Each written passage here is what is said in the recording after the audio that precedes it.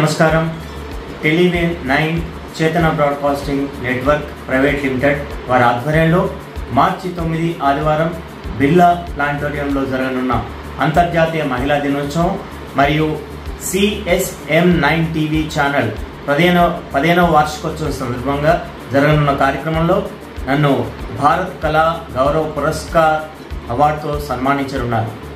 సాంస్కృతిక, సామాజిక, క్రీడా, విద్యా రంగాల్లో నా ప్రతిభను, సేవలను గుర్తించి నాకు ఈ అవార్డు ఇస్తున్నందుకు టెలివి 9 చేతన broadcasting network private limited CEO and chief editor Shri Satyanarayana Jadhav గారికి నా హృదయపూర్వక ధన్యవాదాలు.